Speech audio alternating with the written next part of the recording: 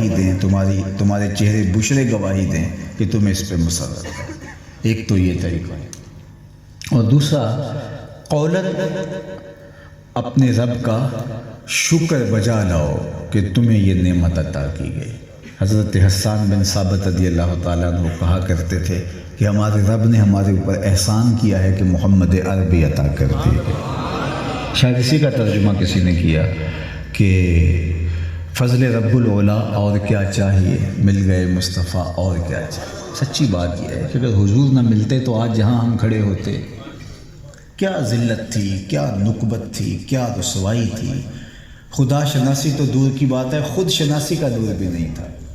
انسان ہونے کے باوجود اپنے ہاتھوں سے بنے ہوئے مادوں کو اپنا خدا مان رہا تھا، پتھر سے تراشے ہوئے اصنام کو معبود سمجھتا تھا، لکڑی کے وثن اس کے خدا کہلاتے تھے۔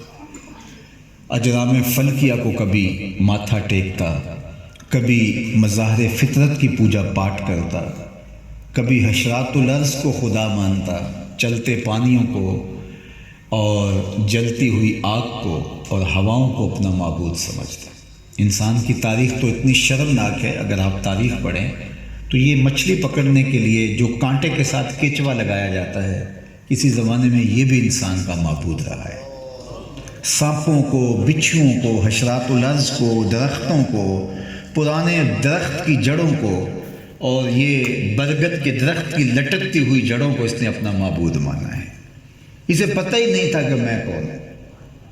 یہ خود ناشناسی ہے نا کہ ان کو جو انسان کی خدمت کے لیے چیزیں پیدا کی گئی ان کو خدا مان رہا ہے۔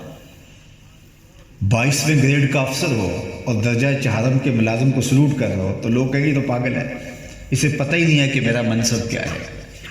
اشرف المخلوقات ہو، وَلَقَدْ كَرَّمْنَا بَنِي آدَمَ کا تاج سر پہ رکھا ہوا، نائب الہی ہو، خلیفۃ اللہ فی الارض ہو، اور بچھوؤں کو پوج رہا ہو، درختوں کو پوج رہا ہو، سانپوں کو پوج رہا ہو، اسے پتہ ہی نہیں کہ میں ہوں کون، اور جسے یہ بھی نہ پتا ہو کہ میں کون ہوں اس کے پلے ہوتا کیا ہے۔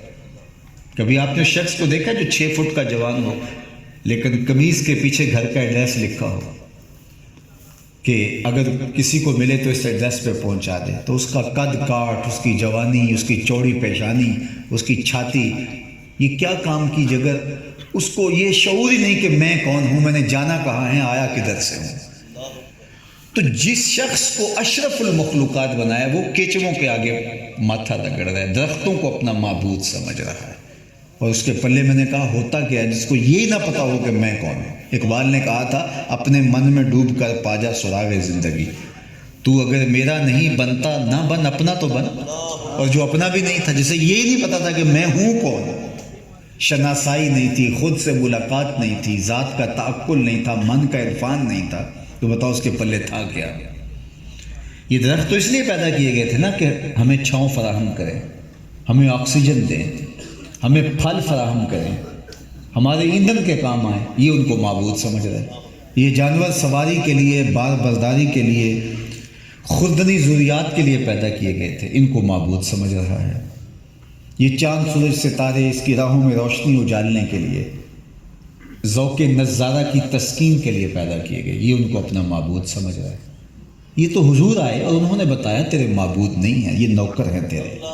وَالَّذِي خَلَقَ لَكُم مَّا فِي الْأَرْضِ جَمِيعًا، کائنات کا چرخ تیرے گرد گھوم رہا ہے، یہ چاند، یہ سورج، یہ تیرے معبود نہیں ہیں، تیری دہلیز کے نوکر ہیں۔ نہیں تو دیکھ انگلی اٹھتی ہے اور یہ ٹکڑے ہو کے قدموں میں آتا ہے، ہاتھ اٹھتے ہیں اور سورج بھاگتا ہوا عصر کے وقت پہ آتا ہے۔ درختوں کو پوچھتا جا میں نہیں، تو ہی کہہ دے تمہیں اللہ کا رسول بلا رہا۔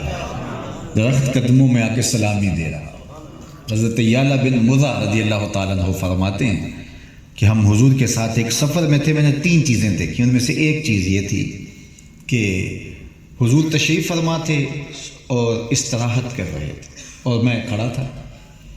دور جنگل میں ایک درخت ہے، جڑوں سمیت اکھڑ کے میرے آ کے برابر کھڑا نہیں ہو جاتا حضور کے قدموں میں۔ خیر تھوڑی دیر کے بعد وہ واپس وہاں سے گیا اور جہاں سے اکھڑا تھا وہاں جا کے نصب ہو جاتا ہے۔ حضور بیدار ہوئے تو سلام عرض کرنے کے بعد میں نے پہلی بات حضور سے جو کی وہ یہی تھی، حضور وہ جو سامنے درخت ہے تھوڑی دیر قبل یہ اپنی جگہ سے اکھڑا تھا اور یہاں آ کے میرے برابر کھڑا ہو گیا. بڑی حیرت زدہ بات ہے, پتہ نہیں کیا ماجرا تھا. تو حضور نے حیرت کا اظہار نہیں کیا, میں تو سویا تھا.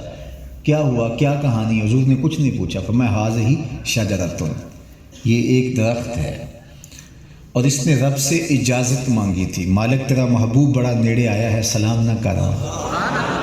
وَأَذِنَ لَهَا, رب نے اس کو اجازت دے دی تھی, یہ مجھے سلام کرنے کے لیے آیا تھا. اے تماشا گاہ عالم روئے تو کجا بہرے تماشا بھی روی. دنیا تو تجھے ڈھونڈ رہی ہے, تو کس کی تلاش میں نکلے. کائنات کا چرخ انسان تیرے گرد گھوم رہا ہے اور تو درختوں کو معبود سمجھ رہا ہے. دیکھ پتھر ابو جہل کی مٹھی میں ہیں, کلمے محمد عربی کے پڑھ رہے ہیں. تو اب انسان کی آنکھ کھلی کہ میں کون ہوں. اب وہ بولتا ہے فرشتہ کہنے سے میری توقیر گھٹتی ہے, میں مسجود ملائک ہوں, مجھے انسان رہنے دو.